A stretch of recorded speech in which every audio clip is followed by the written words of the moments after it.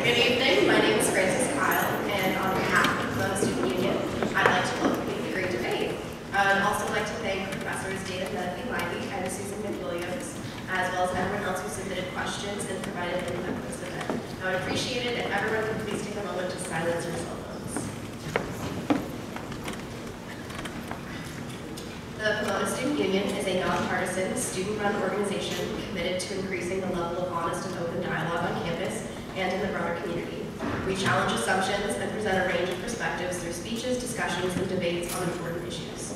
Representing speakers with varying perspectives, we strive to spark critical thinking and promote intellectual diversity. We encourage you to take this discussion further after this event and to challenge assumptions while debating this topic with others. Please keep in mind that the PSU does not endorse or support the viewpoints of any of the speakers at tonight's event. Remember to join us for a reception afterwards directly outside of Edmonds to continue the conversation. For more information about the PSU and our upcoming events, as well as to sign up for our mailing list, please visit our website, psu.pomona.edu. You can also like us on Facebook and follow us on Twitter at PSU_. Additionally, the PSU is hosting Media Empires, How Conglomerates Affect Journalism, Politics, and Society on Thursday, April 26th at 7 p.m. in Edmonds. There will be a dinner with alumni before the event, and you must RSVP. Please go to our website or Facebook page for more information. This November, the United States will choose a president for the next 4 years. Current President Barack Obama will be campaigning against the presumptive Republican candidate Mitt Romney in an election that has already proved to be hard-fought and contentious. With a fragile economy, healthcare reform in front of the Supreme Court, and partisan divides on numerous other social, cultural, and economic issues, the outcome of this election will have a significant impact on the future of the country. Tonight we are joined by Hugh Hewitt and Alterman to debate about the candidates and some of the most pressing concerns of this election. Hugh Hewitt is the host of a nationally syndicated radio show and the author of numerous books, including A Mormon in the White House, 10 Things Every American Should Know About Mitt Romney. He also teaches constitutional law at Chapman Law School, and he spent 6 years in the Reagan administration. Eric Alterman is a columnist for The Nation and a regular contributor to the Daily Beast. He is the author of several books, including The Cause, The Fight for American Liberalism from Franklin Roosevelt to Barack Obama, and Kabuki Democracy, The System versus Barack Obama. He is a professor of English and journalism at Brooklyn College. Please join me in welcoming tonight's speakers. The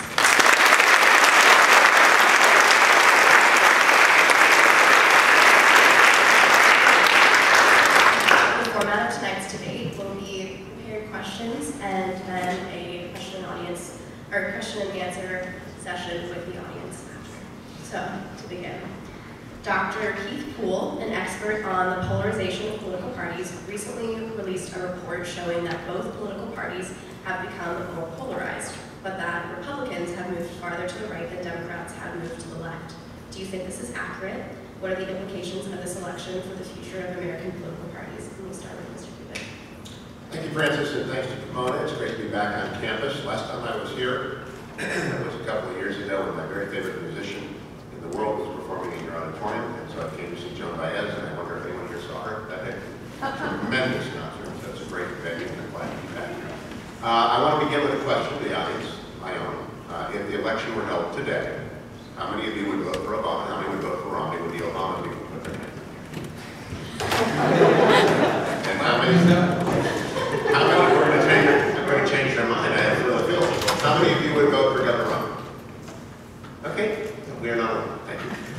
Here's my premise, which will frame this question. I don't think American politics involve much shouting at all. I don't think I've ever heard President Obama shout, or Governor Romney shout, and some of their supporters might shout, but I don't shout. I don't think America shouts. I think that quote from The Economist puts a filter over what is actually going on. It's a deep partisan divide. It is a deep divide over which course to take.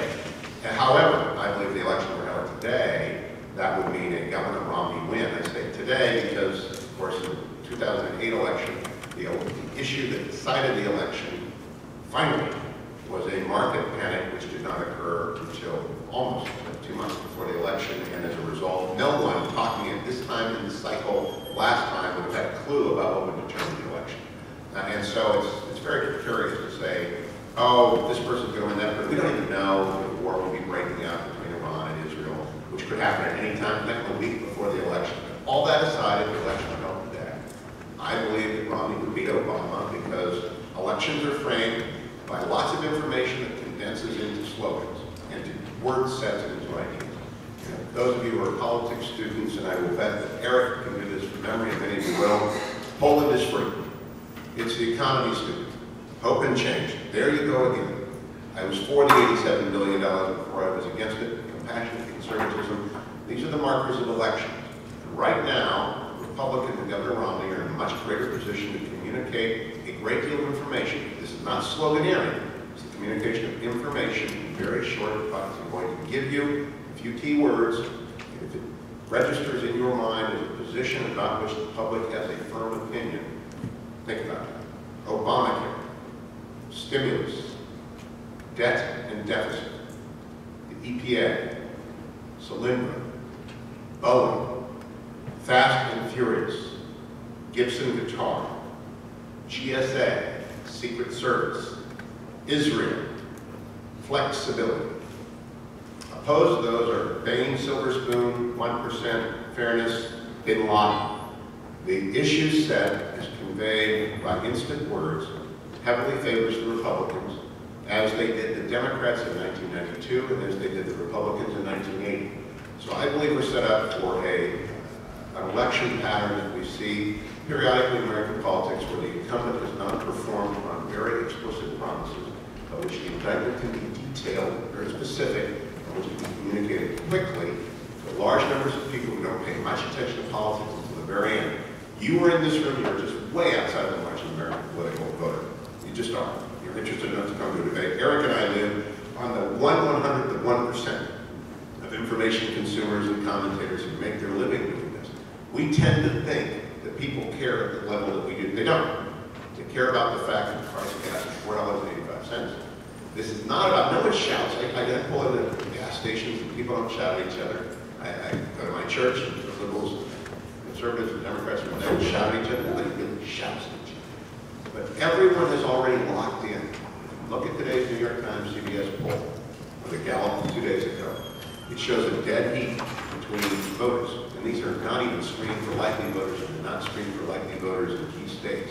But at the bottom line is not shouting, but a decision I think, absent an intervening event of enormous significance, is a referendum on the president that will throw him out, even as George Walker Bush was thrown out, Jimmy Carter was thrown out. So I don't agree with the idea that we shout at all. And I do believe parties have become very clarified. Eric and I probably don't agree on anything. We might not disagree. I've read a lot of Eric's work over the years. He's pretty pro-history. But other than that, domestic policy-wise, we're just not going to do it. And everyone I've ever talked to from the nation, I don't agree with much. Doesn't mean we're not civil, we don't get along. So I think that shout fest thing is simply not true.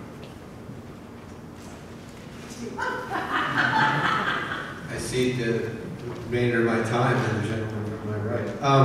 Well, we agree that we don't agree with most people of the nation. I can agree with you on that.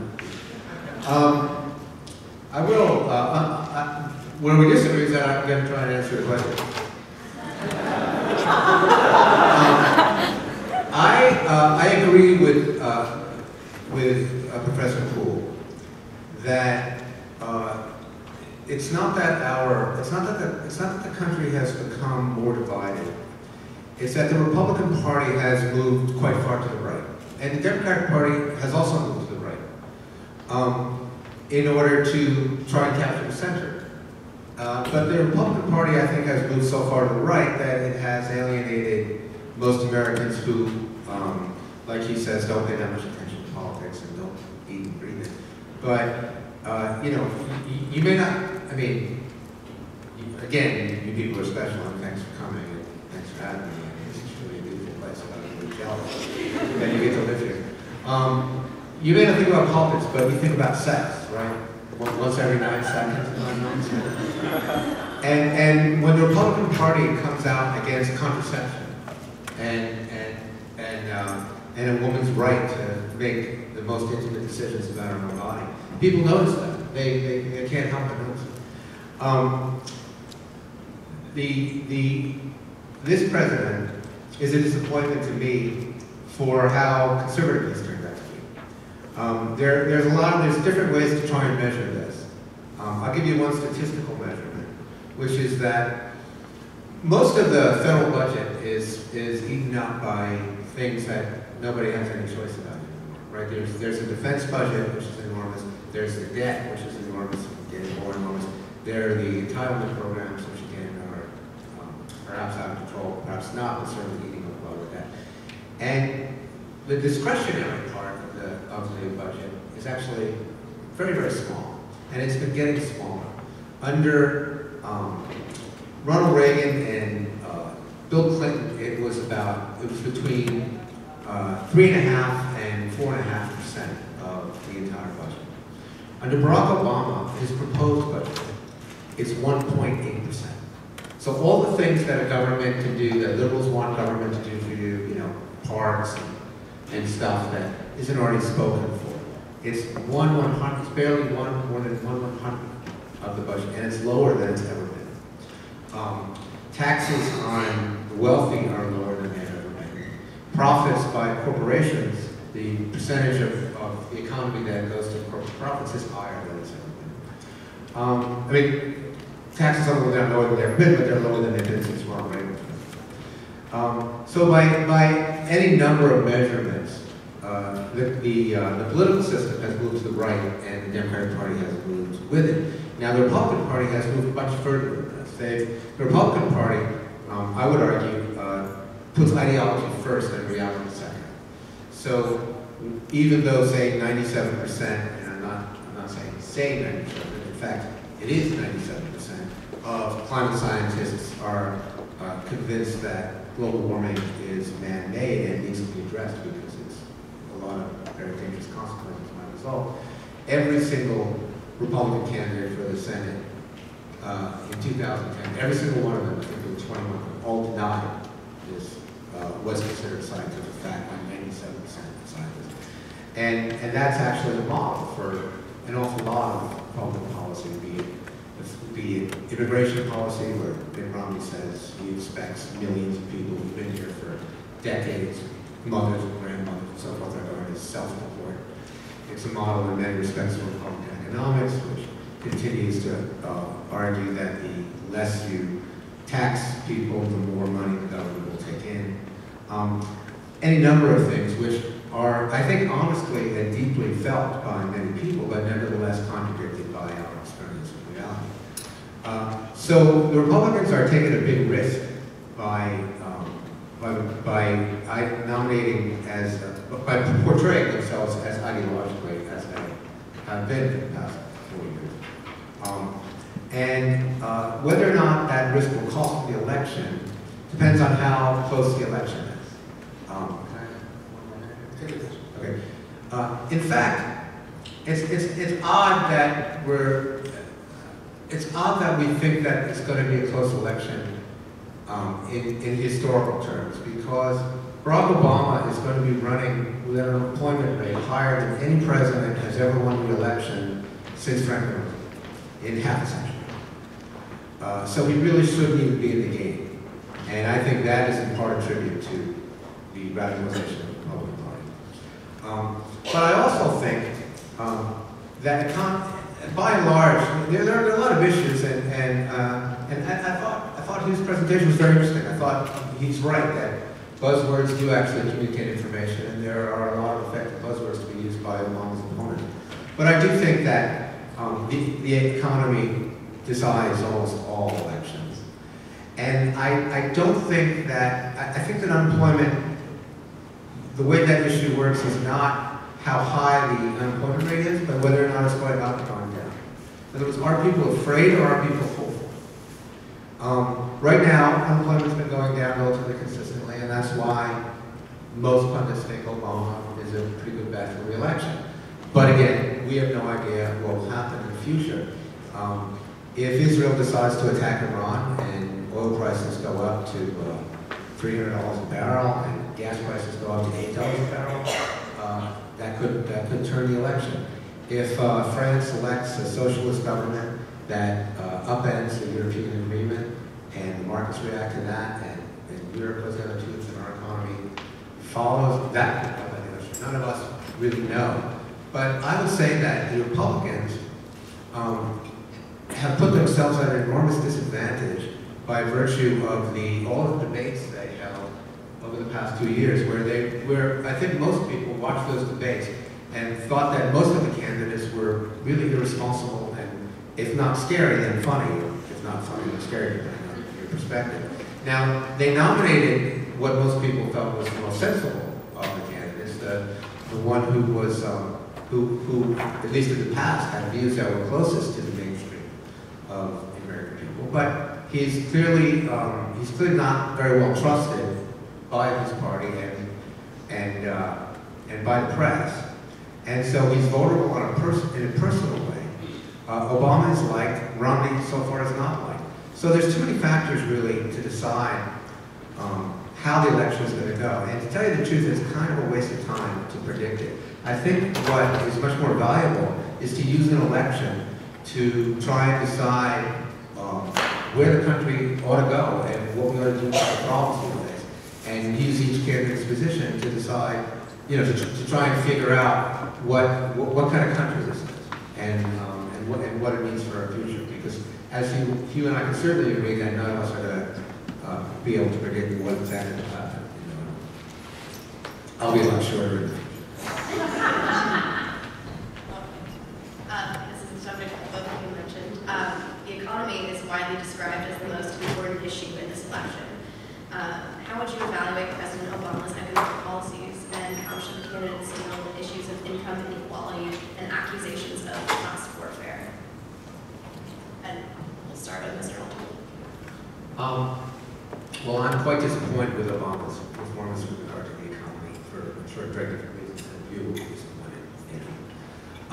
I think he was much too easy on the banks. I think he let them get away with things that I wouldn't have let them get away with. Maybe it was possible to not let them get away with it, but he could have fought a lot harder. Right now the big banks that caused the economic crisis in 2008 are 20% larger than they were then, which means they're too big to fail again, which means they can do exactly what they did then without having to worry about paying the price. The president has flirted with rhetoric that calls attention to the fact that wealthy people have been conducting for 30 years a class war against the poor middle class in this country. But he hasn't matched it with any kind of action. The 1%, the wealthiest 1% of this country, not only have they enjoyed 50% of all of the economic gains for the past 40 years, since the 1970s, but coming out of this recession, this enormous recession we just had, we had 2 years of growth, they actually enjoyed 93% of those gains. And yet they're taxed at a much lower rate than everybody else, in part because of the way we tax stock transactions, and in part because of all the various deductions that are available to them that aren't available to salaried people. So they enjoy the gains because of Citizens United. They have a much greater say in how our laws are written than the laws, unless you happen to be lucky enough to be one of them. And they've used that power to ensure their continued enrichment at the expense of the rest of us. I think it actually is the single most important issue facing the country. I think that Obama has taken a pass on it. I think that liberals have, by and large, taken a pass on this. I think liberals have paid much too much attention to the cultural side of liberals and not enough to the economic side. And it was the economic side that made liberals the governing party of this country. Franklin Roosevelt won, and Harry Truman won 5 elections in a row. The Democratic Party won 12 elections in a row on the basis of the economic liberalism of the New Deal. And the Democrats' failure to win elections in anything like that capacity since, I think, is a result of their abandonment of the economic liberalism of the New Deal and embrace of all kinds of other issues which are much more difficult to deal with. It's interesting in a debate to listen to that which is not said. Eric's had 2 lengthy answers, either one of which could have brought this up, were Obamacare. He did not mention Obamacare. Now, the economy is being weighted down by Obamacare. And by any objective measure, not what we want it to be, but what he has done. He has failed to deliver on any of his promises. Moreover, the president, in his repeated public appearances, doesn't bring up Obamacare. Nor does he bring up his pledge made through the chairman of the Council of Joint Economic Advisors in the first month of his administration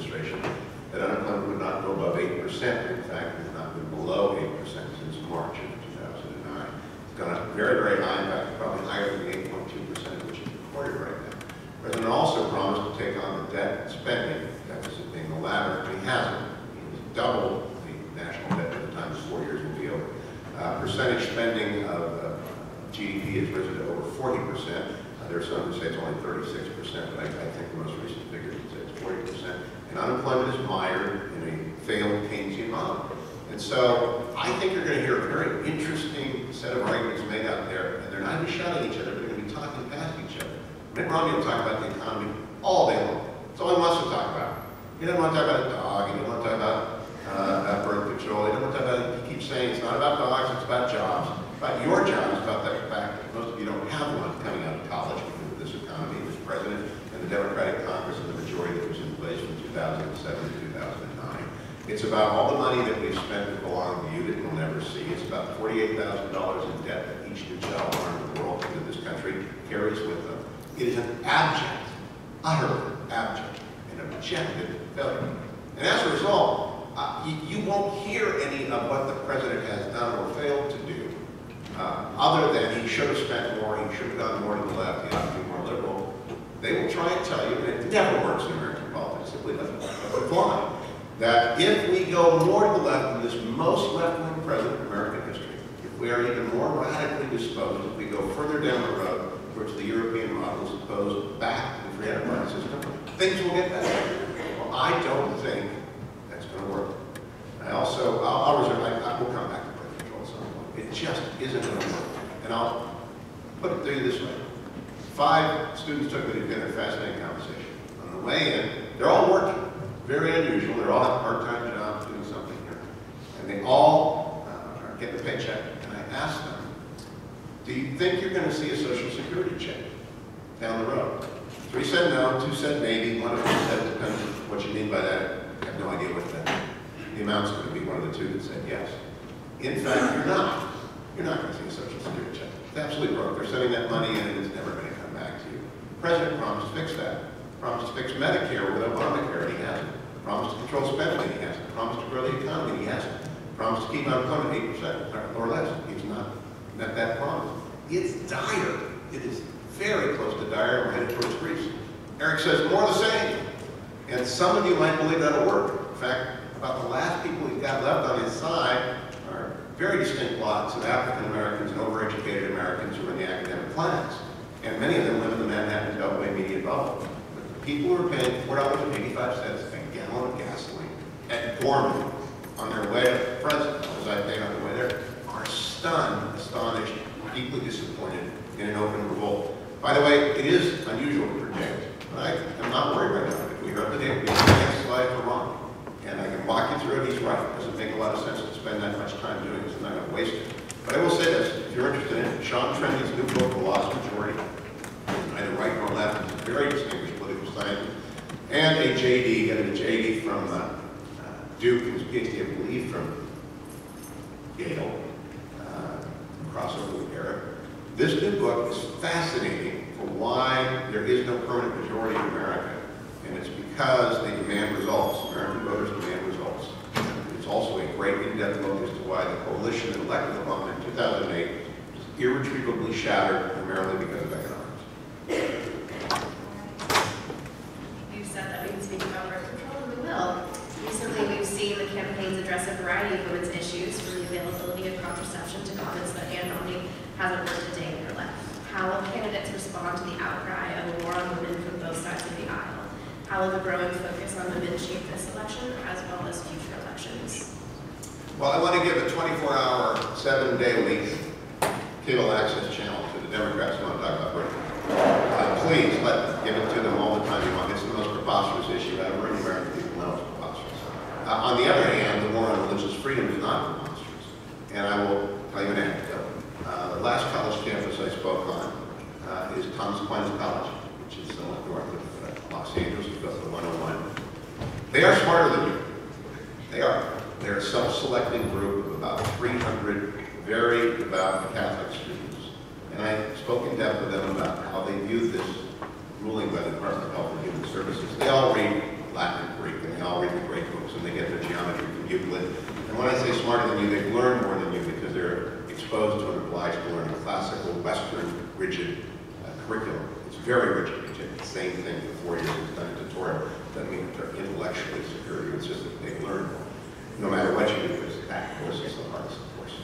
And they are to an individual committed to opposing the president, not because they believe you shouldn't have birth control, because they do not believe they should be obliged to pay for it. The institution won't do it. Bishop Olmsted has said in Phoenix that they will not be obliged to submit. It's a conscience issue. It's a freedom issue.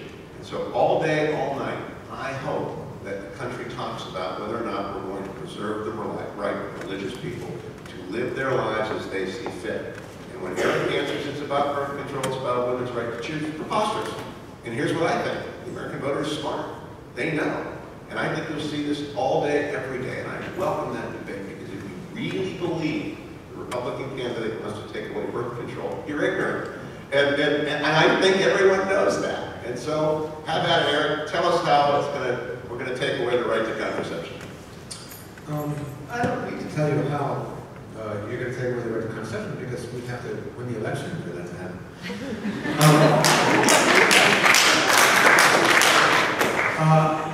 Obama's opened up about a 15-point lead over Romney with women. And the reason is not so much contraception as the arrogance with which the Republican Party, which is viewed by people as party of white men, largely, to instruct women about how they are to deal with their own bodies. It's not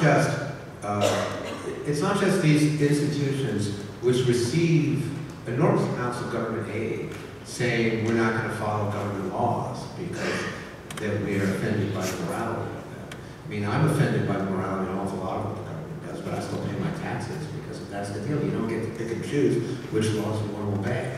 Okay? So they're free not to offer birth control, and they don't have to accept all of the various benefits they get from the government, including not paying taxes, which all churches don't do on their very expensive real estate. And by the way, I think you guys are smarter than the kids at that. But we have a whole host of state legislatures in this country now, leaving aside the crazy things that Newt Gingrich and Rich Warren are saying in their debates, that are, I mean, they're just so remarkably invasive. I mean, just having had to learn this word transvaginal is really upsetting to people, but I would imagine mostly to women. The idea that these male-dominated legislatures and governorships are telling women in their most intimate questions imaginable what's good for them and what's bad for them, and what they have to go through in order to make decisions about their own body. I mean, it's really shocking. You know, the symbolism of not having only men testify on the issue of contraception before Congress, and then when one woman who was not allowed to testify was called a slut by this spokesperson for a very powerful, probably a near majority of the Republican Party. And then, not only was she called a slut, he said that she had an obligation to post sex tapes on the web because taxpayers were somehow implicated in paying for the birth control. Well, I mean, Democrats don't have to say anything at all. We don't need our own. In this case, it's Fox News that's the Democratic cable network, because all people have to do is hear this. And it doesn't matter whether or not it's going to be possible to take away the right to contraception or not. It's the contempt that women hear in the voice of these people, in the way that they feel that women are not able or capable of making decisions for themselves. And again, nobody is forcing anybody to provide birth control for anyone. We're saying if you're going to take the government's dollar, you're going to play by the government's rules. You're free not to take it. But they want the money, but they just don't want to live by the rules. Well, sorry, that's not the way citizenship works. So we've got another minute. 3 answers, 3 minutes of debate. Obamacare or the more acceptable version of the word, the Affordable Care Act, has not been mentioned by Eric. And of course, it's bound up in his decision on contraception. I put forward, Eric has a position on birth control and why institutions which are run on religious lines have to adopt it, which is unique. It's not the argument made by the Department of Health and Human Services. The Department of Health and Human Services has not made their regulation. The President did not endorse or oblige to change it because they they were the recipient of tax exemptions, and kind of a bizarre argument about the extent of what state action is. In fact, it would apply to Hillsdale College, it would apply to Thomas Aquinas, which does not take federal funding. It is not a Title IX issue. It is not an issue of the Commerce Clause, it's wildest expansive breach. I teach constitutional law, and Eric's simply factually wrong on the HHS regulation. That won't stop the argument from being made, so let me go back to it. They can make it all day long. It's preposterous. And more importantly than being preposterous, it doesn't comport with what people are worried about. It's not the issue set. Dan Balls of the Washington Post was my guest last week, a tremendous political reporter. The Washington Post ABC News poll, to which I believe Eric referred when he talked about the 15-point gap, had an oversampling of 11% of Democrats. And even with an oversampling of 11% of Democrats, the president was only up by 7 points.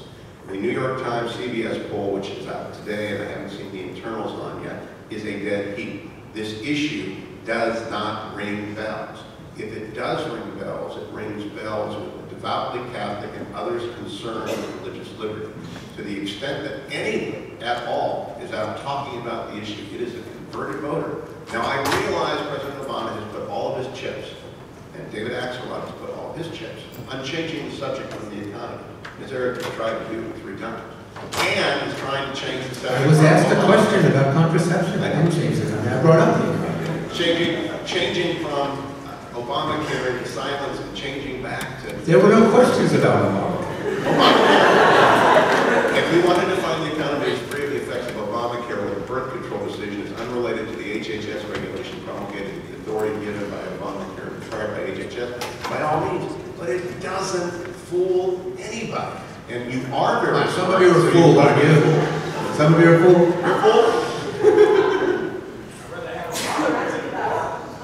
What are the questions? What are the questions? Eric. I don't need to say anything else about it. The point is, rather than argue the ins and outs of whether or not Mitt Romney will ever be able to take away your contraception, and Mitt Romney in Republican Congress, I have no idea if that will happen or not. But I do know that the way this debate has been conducted has shown a contempt for women and women's ability to make their own decisions about their own bodies, and women have responded to that, and that's why there's an enormous gender gap on women between Obama and Romney that far outstrips the gender gap in Romney's favor that he chose to bet. And since women are a majority of the electorate, we're going to see a great deal of panic-type answers with regard to this issue that try to confuse people. But again, really, as you said earlier, people don't pay attention to the details of policy. They pay attention to the signals that policy gives. There's a very important expression that you hear a lot in politics. It's not what you say about the issues, it's what the issues say about you. So what these issues say about Romney is that he doesn't really, not Romney, but about the Republicans, is that they don't really think that women have the right to make important decisions about their own future. And I don't know if this will matter or not, but he's also, the Democrats are very reluctant to bring up this issue, and I don't blame them because it's sensitive, but the Mormon religion, and I'm sure you know a lot more about the Mormon religion than I do, so correct me if I'm wrong. You weren't allowed to be a Mormon if you were black until 1978, and you're still not allowed to hold one of the highest positions in religion today if you're a woman. So when you put these two things together, I think women will feel that this is not a segment of society, of culture, that treats them as fully equal to men, that embraces their ability to self-actualize and become the people that they want to be. And as women become more and more powerful in the economy, women are by far the majority in college and in graduate school, I think that's very much a losing proposition for the Republican Party. It may or may not cost them this election, but it will certainly cost them elections in the future. I have to come back. Your statement about Mormon religion was incorrect as to its first proposition. It's correct about the second proposition. Nevertheless, what year was it that black people were accepted in the Mormon religion? I will allow the LDS Church to speak for itself, but your proposition is incorrect. I want to point out that it's 42 minutes of the debate, and Eric played the Mormon card. Religious bigotry is ugly. Introducing the fact that Mormon religiosity into any debate is ugly. The same ugliness that attended Jack Kennedy's run in 1960, and the same ugliness that attended Al Smith's run in 1928. And I believe it's the most explosive issue in this campaign, and that if anyone affiliated with that campaign on the other side, President Obama, brings up the belief set of the LDS, that they will be subject to the most withering and deserved criticism. Are there any LDS here? This is a religion that was persecuted in its origins in the United States. I'm not now, nor have I ever been an LDS, and I don't agree with you theologically on many, many important issues. But I spent a lot of time for PBS reporting on the church through long conversations with their leadership, Elder Neil Maxwell, down and others, some great constitutional scholars of our day. And when you learn that, you learn the history of the persecution of the Mormons down to an extinction order issued by the governor of Missouri at the time when Joseph Smith founded the faith. And like all faith traditions, they have peculiar beliefs that are unique to them. Catholics believe, many Catholics believe, that the Virgin Guadalupe appeared in a bed of roses about a 20-hour ride to our south, and that if you are not willing to accept the idea that popes on occasion infallible, you can't be a good Catholic. We've got lots of unique belief sets. The tradition of this country is not to introduce them into politics, at least the modern liberal small L tradition.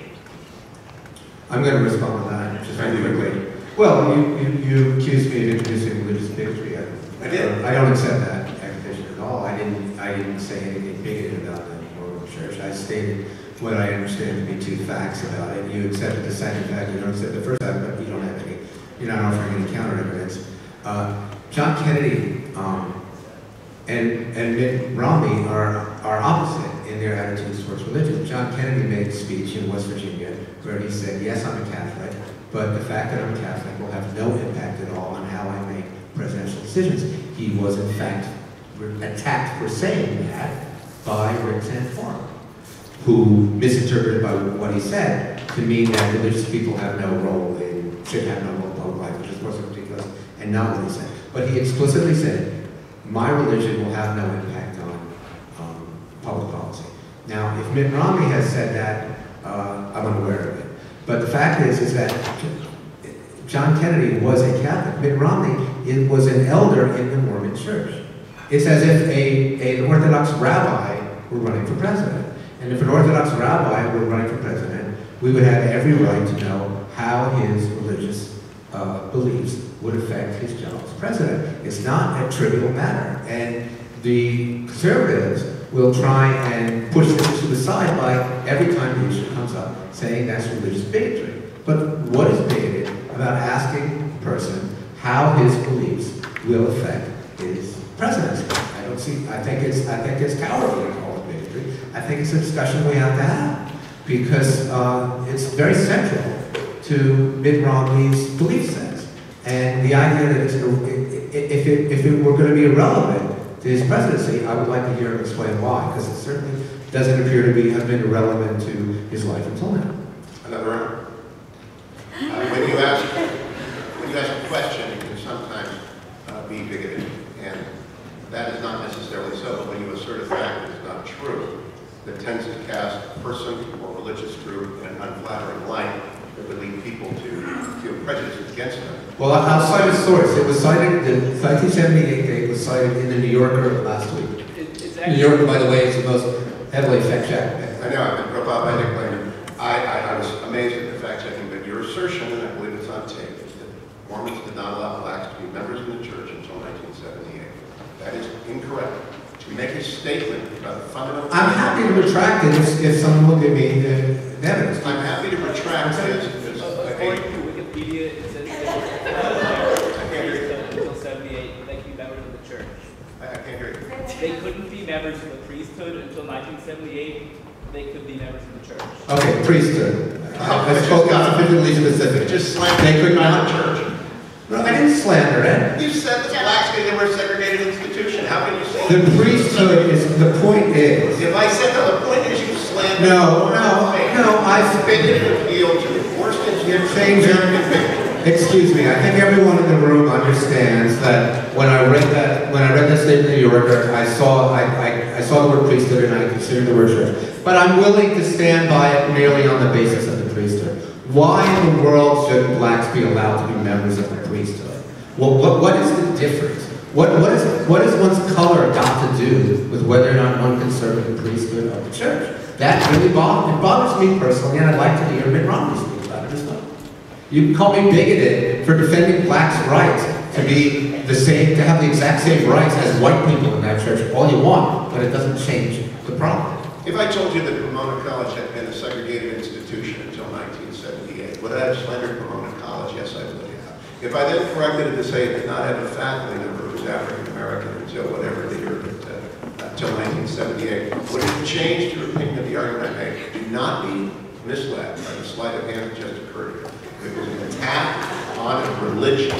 It was intended to incite in you a negative reaction about the religion, and the retraction of it does not efface the slander on that faith, nor does the appeal to sweet reason. I'm just asking a question, which has been the first refuge of bigots since the beginning of this country.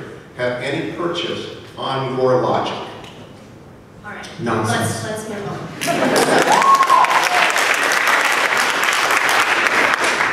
With 3 Supreme Court justices entering their 80s before 2016, and with the impending decision on health care reform expected this summer, how do you think the Supreme Court will influence this election? Well, I'm of the opinion that if the Supreme Court strikes down Obamacare, then it will be enormously to the advantage of the Democrats. Because right now, Obamacare doesn't have many defenders. Most of its benefits don't come into being until 2014. And there's been an enormous amount of propaganda on the other side. And most of the energy has come from the other side. People who don't like it and see it as a useful symbol to attack the president. So if it's struck down, then the people who really want it will have a reason to fight for it. Right now they haven't, and so they're starting to fight for it. So if they strike it down, it will help the president. If it's not struck down, it will continue to be an issue for the Republicans. I don't know how effective an issue will be. It'll be effective in certain respects. But I think, again, to the degree that the Republicans are seen as captive of the radical Tea Party, which is very unpopular with most Americans, and to the degree it's popular, it's only popular with people who are going to vote Republican in all likelihood. In any case, it may not help very much. But I think whichever side loses, which is the side that will likely be energized. I agree with that. I do. I think that if, in fact, it is overturned, it will benefit the president. It will take a destructive issue off the table for him and equip him with some talking points that will tell some marginally interested voters that they've lost something that no one has yet been bothered by, except those who have children under the age of 26 who are eligible on it. However, I think it's necessary that which is unconstitutional be struck down, and it's unconstitutional. And I do believe that Anthony Kennedy will rule that based upon his jurisprudence in a series of cases, beginning with the Gun-Free Schools Act and Lopez, and extending up to the most recent case law. So I actually think it will be struck down, and I think Eric is right, but it's worth it. It is an unconstitutional act of an ever-expanding federal government. And if Mitt Romney is smart, he will embrace that argument, and he'll join with whoever is there on the steps of the Congress on the day it's struck down and say, here's what we're going to do in exchange. Here's how we reform that which is regulable, but we're not going to take away the state's authority to regulate health care. We're not simply going to create commerce for the purpose of regulating. Now, what's very interesting about this backstory, I played almost every minute of the oral argument over 3 days of radio. And I'm going on a tour with my friend Erwin Chemerinsky, man on the left, my friend John Eastman, man on the right, to talk about it in 3 different cities in which we expect vast attendance from ticket sales. The interest in this court decision is more than any I have seen since I began to study this. I told my law students, you face the sad prospect of never being disinterested in it, or never having the public disinterested in constitutional law ever again. And the reason is, intuitively, the public understands this is big. This is a turning point. This will affect the future of the country. And as a result, whatever the political consequence is immediately, with a good argument, if it is struck down as I expect it will be, it will turn to the governor's advantage. Because at the bottom of it is a vastly expanding, grasping federal apparatus that will bankrupt the country. All right, on to our last question before audience questions. This November, there's a potential for either party to win both houses of the legislature as well as the presidency. If this happened for your party, what do you think that they would do in their first year, and what would you recommend that they do? Well, the majority, as some of you know, doesn't much matter in the Senate. You need to get to 60. The Republicans are poised to have a pretty good year with, I believe, 24 of the seats on the ballot are held by Democrats. Maybe it's 23 or independents.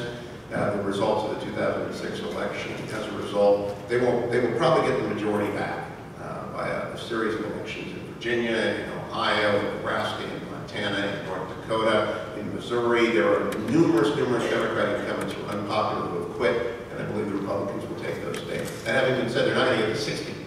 And they're not going to get close to 60. They're going to get 55 at best, maybe 56 in a 1980 recreation of a landslide that begins in the east and moves west. That having been said, there will be no majority, and as a result, we'll have a deadline.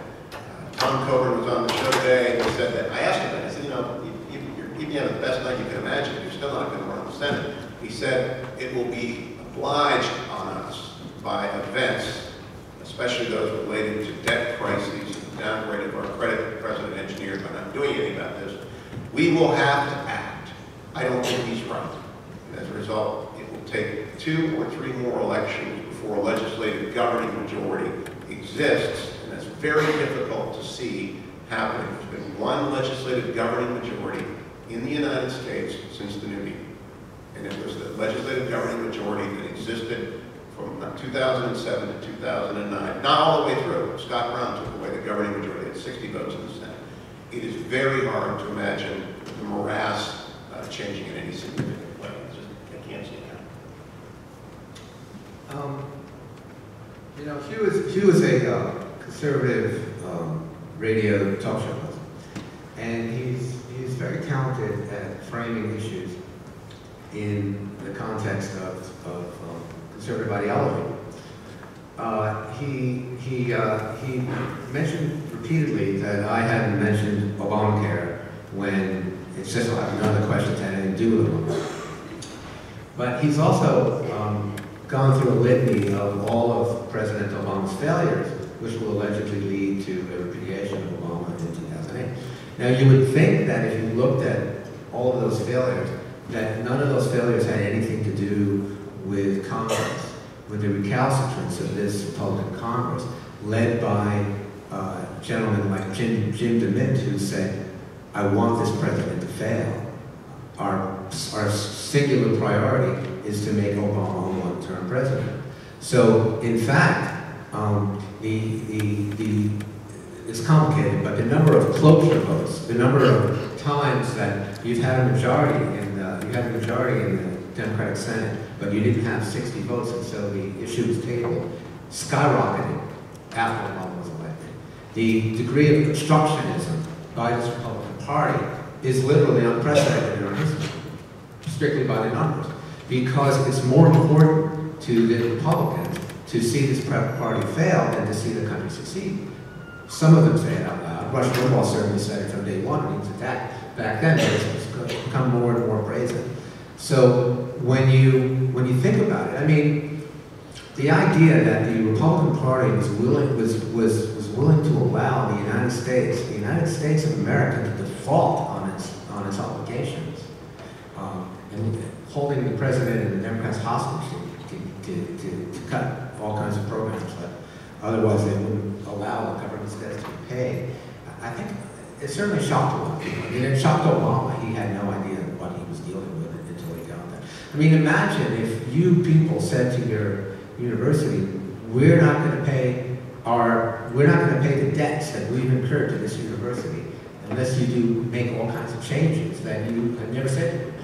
We're just going to hold our money hostage. You don't get to do that, and you certainly don't get to do that with the United States of America. And yet, that's just one example recklessness of the Republican Party in its commitment to A, ideology, and B, its calculation that if this president fails, it will be good for Republicans, regardless of how it is for the country. So I would argue that an awful lot of things that Obama, quote unquote, has not kept his promises, and a lot of those things were not promises, they were goals, which is something different, then are actually the result of this radicalization of the Republican Party and this irresponsibility. And I really do fear for the country if we have a Republican Senate, House, and presidency, and the Supreme Court in the future, because they've just behaved so irresponsibly in the past few years since they've been taken over by the radicals. So divorced from reality, so divorced from just normative. I mean, they don't believe in science. Who thought we had to defend science? They don't believe in science. So there is an impossibility that both houses will go Democratic, but if both houses go Republican, and we have a Republican president, then I think this country will be in for some of the worst times that it's seen in 100 years. What would you recommend the Democratic Party do if they win all three? Ask for a recount.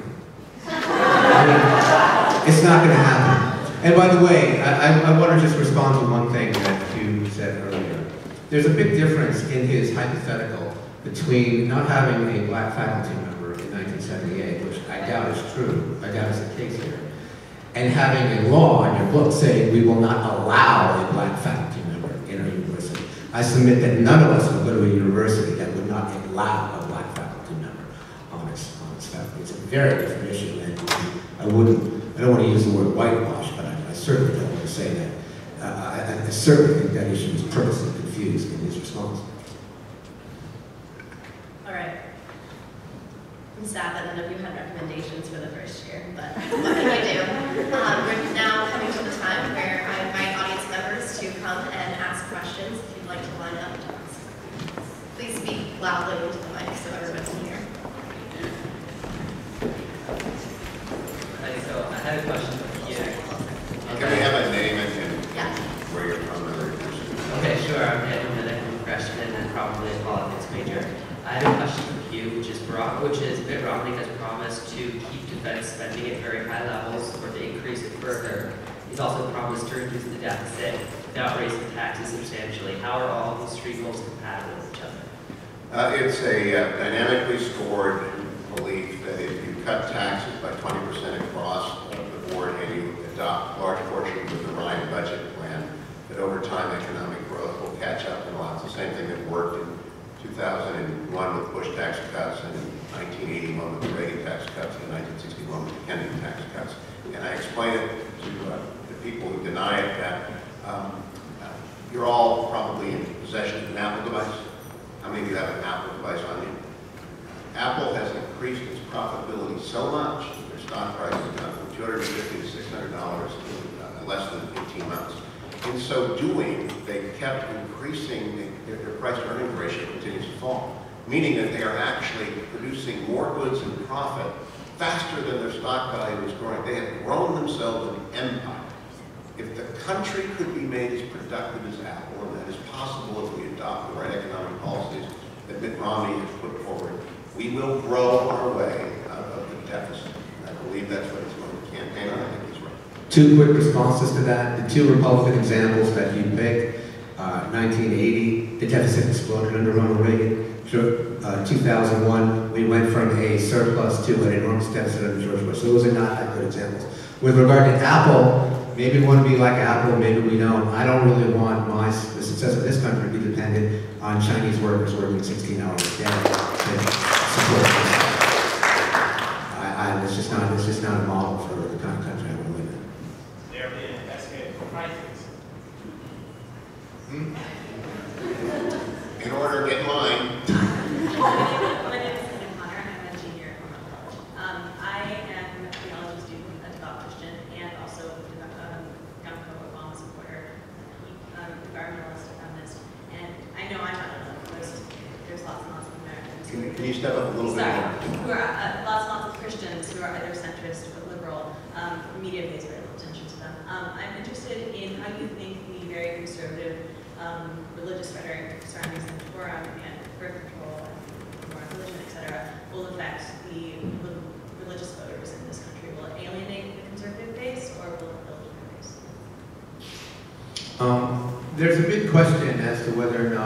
evangelical voters will consider Romney to be a Christian.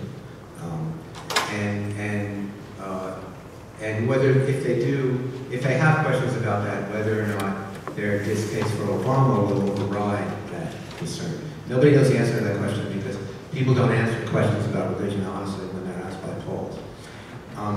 To answer your question, I actually have this theory about the 2008 election, which is that the person who won the election for Barack Obama more than any other person besides Barack Obama, of course, is Rick Warren, you know, the conservative pastor who wrote the book, The Purpose-Driven Life, which has sold 24 million copies by 2008, which makes it like the best-selling book since Obama.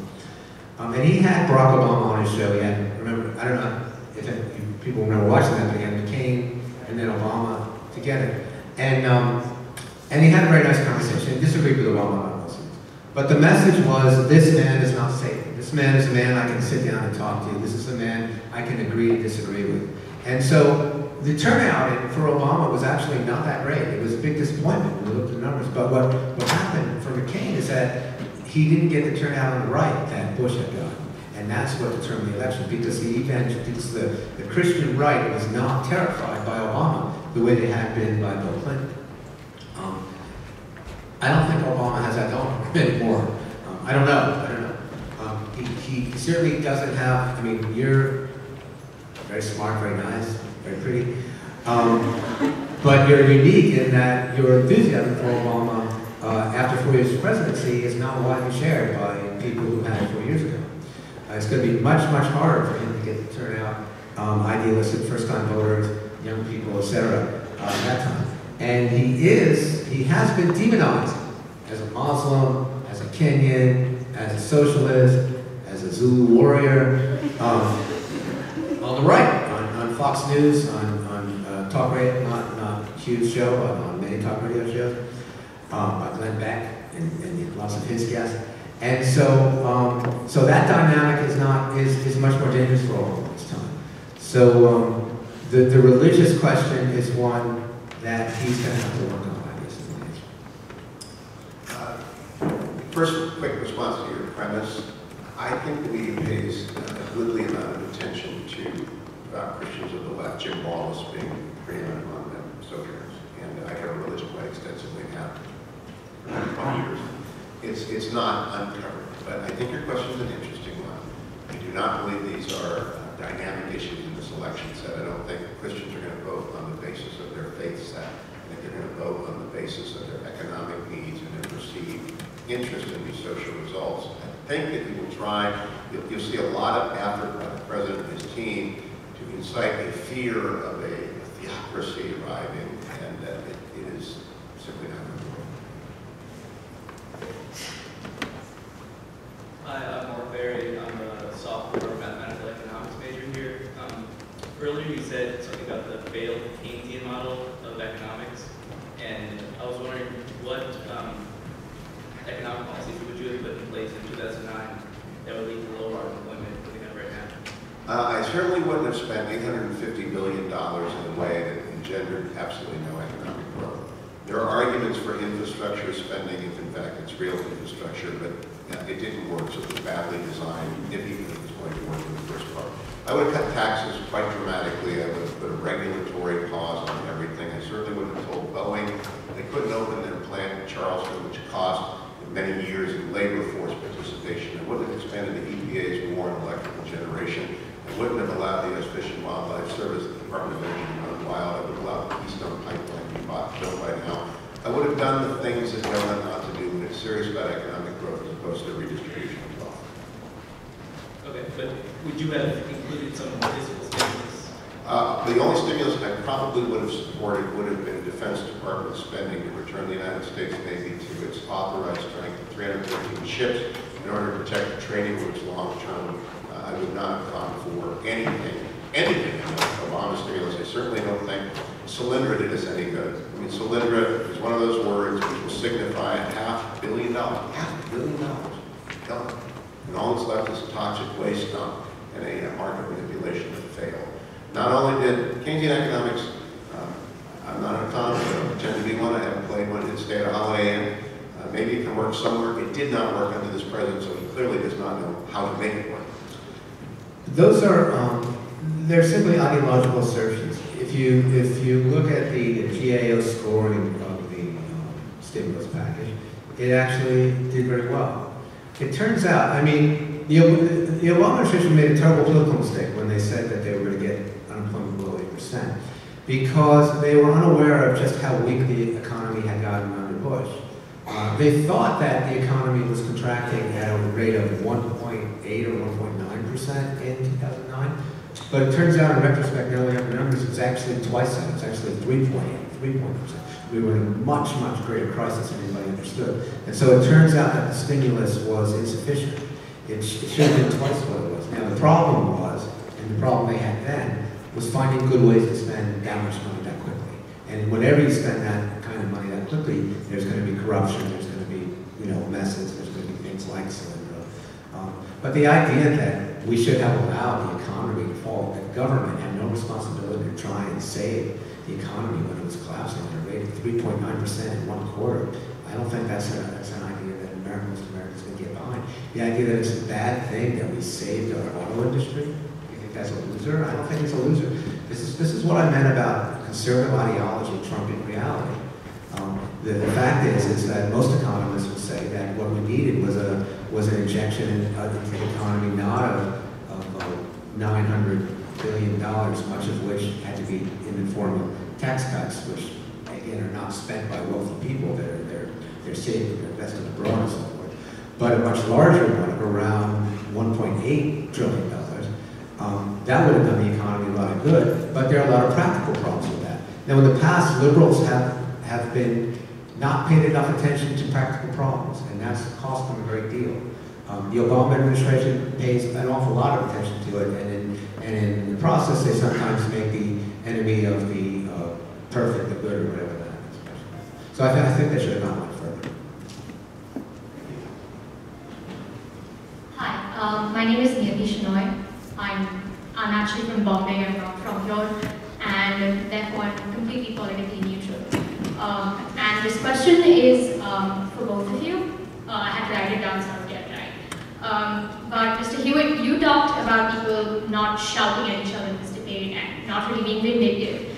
But you, indirectly, and Mr. Alterman, directly, talked about Obamacare in terms of how beneficial it would be to political energizement on either side if the bill was struck down in the Supreme Court.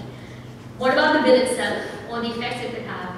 Why talk about it only in terms of political strategy or to the benefit of one politician or another? I mean, haven't you proved within your conversation itself that America has become too partisan to actually discuss the policy itself and not the politics of it? I mean, Mr. Alterman, to kill a policy that might be beneficial, I don't know, even if people don't see it, just because it would like energize democratic partisanship. Why? I would like to know why I was speaking directly to the question of what would happen if the Supreme Court struck it down. I wasn't asked my opinion of Obamacare. But I just wanted to know why you framed your reasons for killing it that way specifically. Because I was answering the question. The question is, what will happen? The question was about the Supreme Court. And the answer was as a result of a hypothetical Supreme Court decision. There so far hasn't been a question, what do you think about Obamacare? I'd be happy if you would answer your question. I'd have that answer. I think I agree with Garrett to a certain extent here in that a debate about how the politics of 2012 is going to turn out is inevitably going to be talking about the political implications of issues. An Obamacare debate would be a very interesting debate, if not the one we were called to have. I'd be happy to have it as well. It's a disaster, it's a failure, but good luck. I can explain to you what I would do, and what I would suggest, it would begin with the innovative prescription by Clayton Christensen from Harvard Business School, one of the leading authorities. There's plenty of stuff that I talk about. But I'm interested to know, and I'll ask you a question. You didn't hear a shout. I didn't interrupt Eric. The economist proposition, I did not interrupt Eric. I didn't tell you whether or not I did. I spoke, but we did not shout. And we will leave here happy and glad. The economist proposition in American politics is descended into shout fest isn't true. And I think it's a convenient excuse for foreign observers like the economists project onto American politics critiques which are not justified over issues they do not like the results of which are coming. Thank you. Hello, my name not sure exactly how to phrase my question. It's getting back to this idea of religious bigotry, and you guys have been fighting back and forth this whole time. But to me, it's all been through a Christian framework, and I don't understand how one person can call another a religious bigot when, like, Obama gets accused of being a Muslim. And even if you don't ascribe to that, my problem is, why would that necessarily make him a worse president if he was a Muslim? And if you can't judge someone based on your faith, then how do you reconcile accusing one person of being a Mormon, but that's all within one framework? And I don't understand how you can reconcile all the policies we pass that seem to be very anti-Muslim and very anti-other religions with the no religious bigotry. Bigotry is defined, at least in the law, as an irrational expression or action of hatred directed at a particular minority, intended to incite, an expression of hatred or prejudice against a minority intended to incite irrational reactions. And we contest in American law for what is a bigoted statement. It matters quite a lot in constitutional law, actually, because it will lead to various government actions being struck down as unconstitutional. There's evidence of bigotry directed. If a housing development is approved, for example, and someone says in the record something negative about a minority that might be perceived as using that, it's bigotry. So it's an objective, definable quality. So when I cite bigotry, I'm referring to that definition. I believe that President Obama has indeed been subject to attacks that are bigoted in nature from the beginning of his political career, as all African Americans in politics are, as Catholics are, as Mormons are. Bigotry is ugly. It doesn't come out of a Christian framework. It comes out of, I believe it's a objectionable. It's actually a detailed standard in Europe, under the European Convention, which rejects all Christian application. It's a legal standard in many legal regimes around the world. It's got nothing to do with a Christian perspective. It's an objective legal definition. I don't understand any of that. I think bigotry is first of all, it's not objective by any standard. Some people think something is bigotry and some people think it's not. I think that the right has purposely stoked bigotry against Muslims in this country.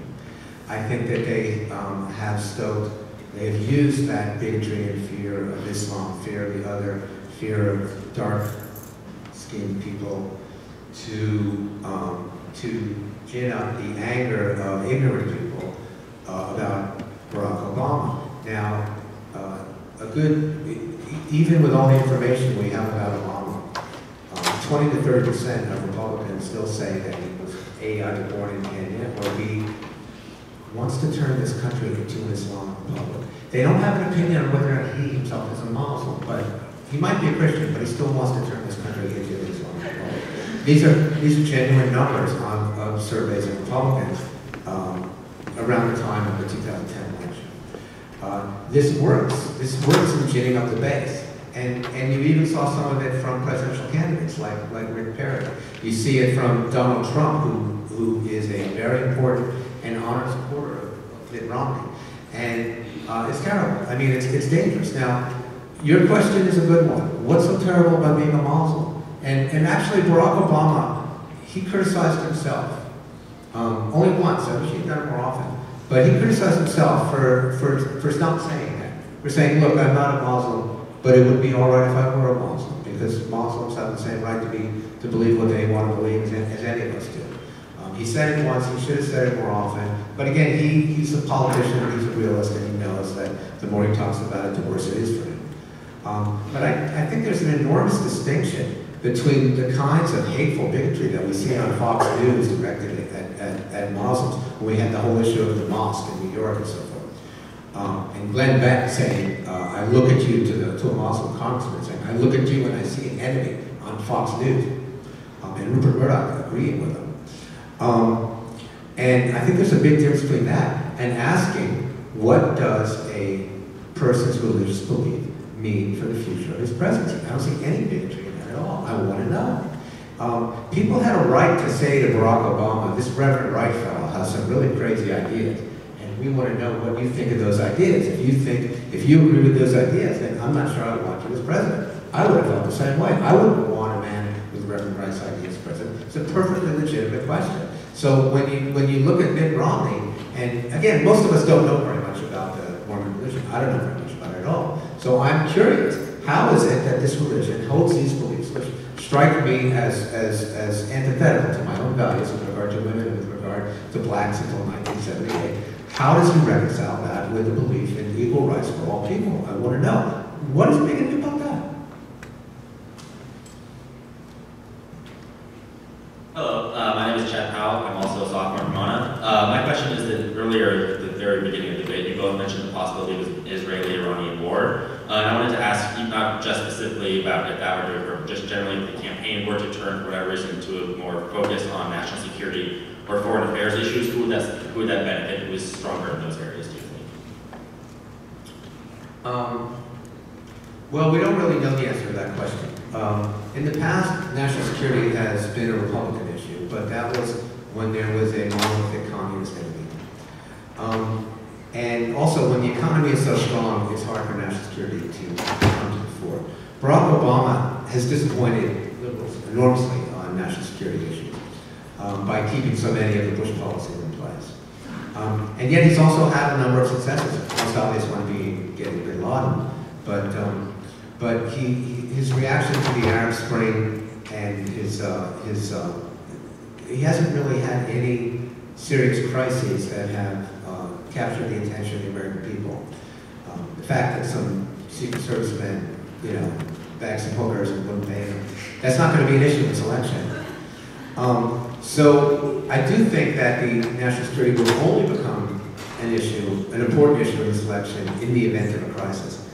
On the other hand, if I were Bibi Netanyahu and I wanted to elect my old friend from Harvard Business School, who by the way spent more time at Harvard than Barack Obama did, president, and I wanted to attack Iran in the first place, I don't see what the downside is in attacking Iran. If Netanyahu attacks Iran, gas prices go up to enormous levels. There's nothing Obama can do about it. He can't criticize Israel before election. It's not done. And he looks weak. He looks on the sideline. So it can't hurt Romney. It can only help him. And it can't hurt Netanyahu. It can only help him. And so I fear it's going to happen. And I think it'll be disastrous. That's the second issue.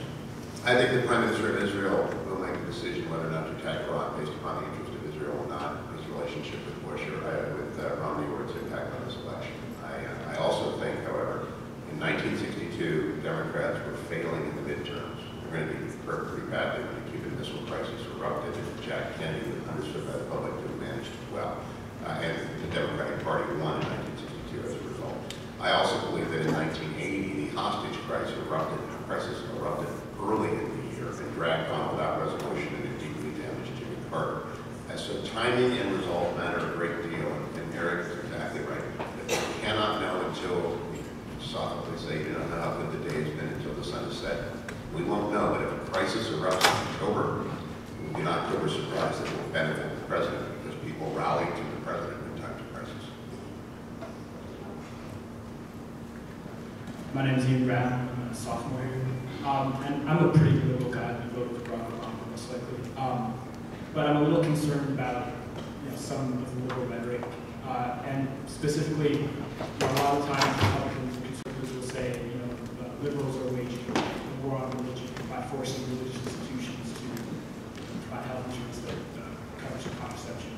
And I find a lot of times Democrats respond with something like, well, this is a war on women, or something to that nature, that sort of misses the point, that it's sort of an intellectually dishonest sleight of hand that avoids the point that conservatives are making, that I haven't been addressed upon very frequently, as to whether or not this is in fact an infringement of religious freedom. Do you think that's fair? And how would you address that? Well, I don't think I said the words war on women. I wouldn't use it. It's not. Not specific. No, I'm saying if that's someone's response, then that's a lousy response, and it's not, that person should do better and speak to the question. But I do think that access to contraception is a fundamental health issue. And if you're going to offer a health care plan, I don't see why it should be part of it. Again, you don't get to pick and choose the things you disagree with. After that issue came up, Congress held a vote where a Republican had introduced a measure saying that they should be able to opt out for any moral issue that they didn't like. You know, it's like in prison where people start religions so that they have to eat steak every night. There's a lot in life. There's a lot in life that we have to do that we don't like. We don't get to pick and choose. We're part of a national community that lives by a set of laws. And as long as you think that those laws are legitimate, then you go along with them, you know. And you can say, I don't like this, I'm doing this under protest, but you go along with them. And the idea that that this president, who is a Christian, who goes to church, who is deeply ensconced in religious culture, is conducting a war on religion. In fact, I mean, I think there's way too much religious exhibitionism in our culture. I think religion is something that should be prominent. And all of these attempts to show how religious everybody is, I think it's besides the point. We want a president who makes intelligent decisions about the problems we face. And the notion that religious people feel persecuted because they're not hearing the kind of rhetoric that they would like to hear, or they're not getting the kind of special treatment that they would like. I mean, I'm a Jew. I have very, you know, being Jewish is very important to me. And there are a lot of things that this government does that are offensive to me as a Jew. But, you know, I get it. It's not my country, right? I have to play along with everybody else. So I don't understand why certain kinds of conservative religious people don't feel the same way. Did I hear you say you're an Obama supporter? That's correct, yes. I think it's a very interesting question, a very important one, because the disquiet we feel, the non-responsiveness of the president and his advisors and the leftist media is, I think, widely shared among Obama supporters. I believe the president has an extraordinary skill set in non-responsiveness. I listen to everything he says at every press conference. I play them all. And I stop them and I say, have you heard the answer to the question? Authenticity and directness matters a great deal, especially in higher educated demographics, especially among young people. Transparency and responsiveness. And I believe what you put your finger on is that you hear when people don't answer questions. President gold medalist at that, and they do not rate it highly among leadership abilities. So I think the concern you just voiced is widespread. It's one of the things that I think is working to keep the president's numbers so dismally low in, like the CBS New York Times poll today.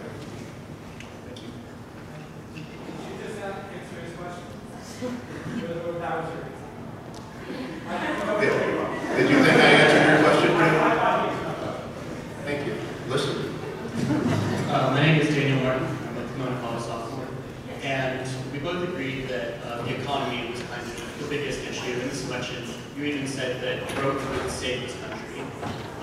One word that I have not heard in this entire debate was sustainability.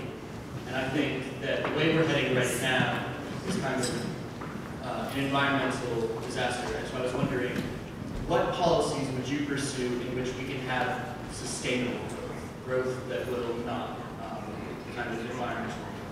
And as either candidate offering. To me, yeah. Well,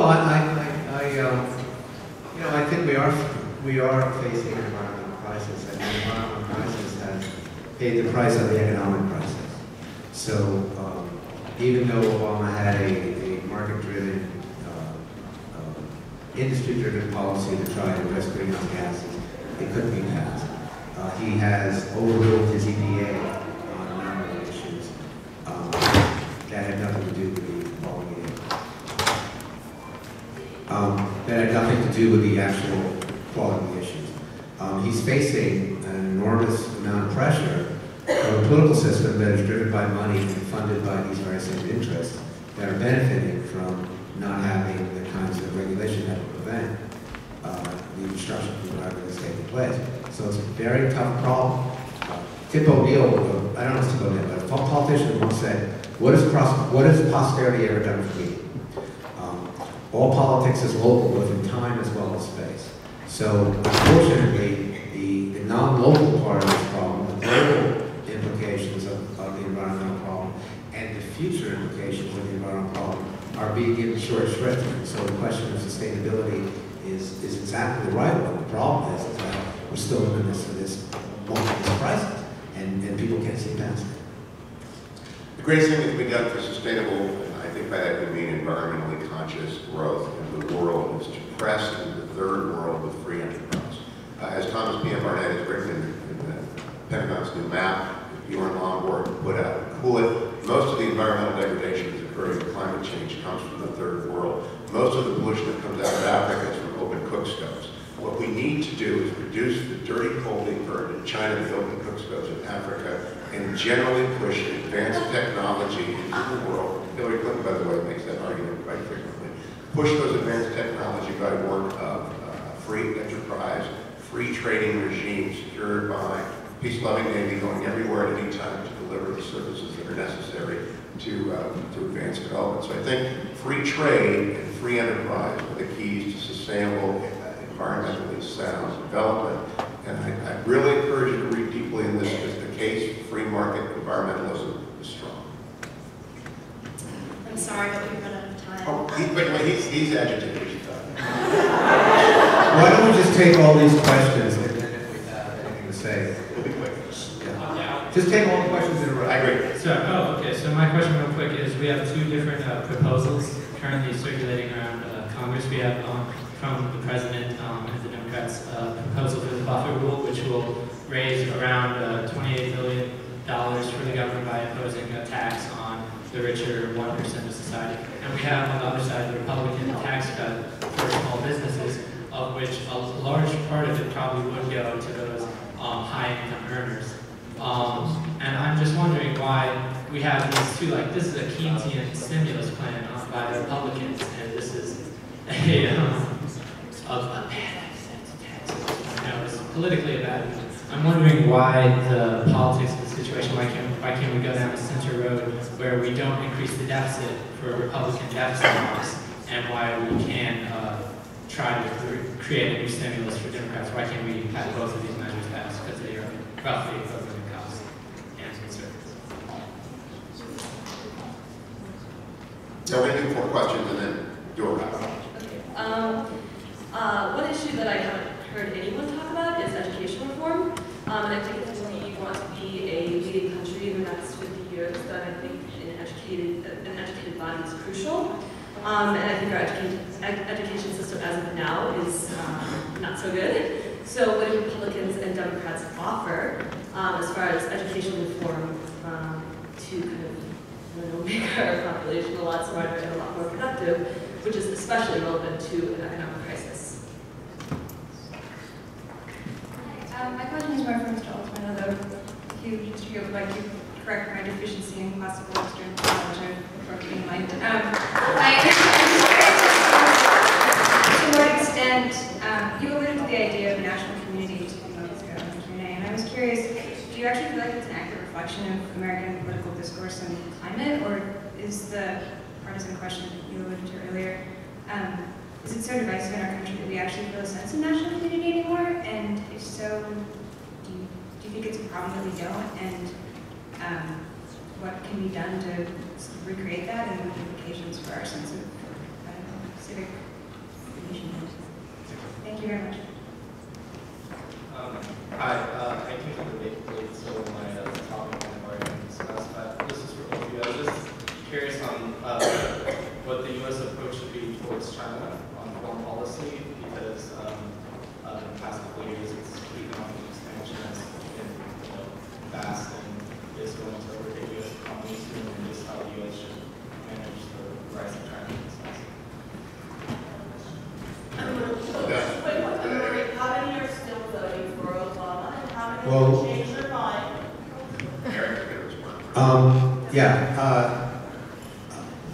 I'm going to answer the first 3 questions because I don't know the answer to your question. I just don't know. The answer to the first 3 questions is for me, in many respects, the same answer. And it's something we haven't spent enough time talking about tonight.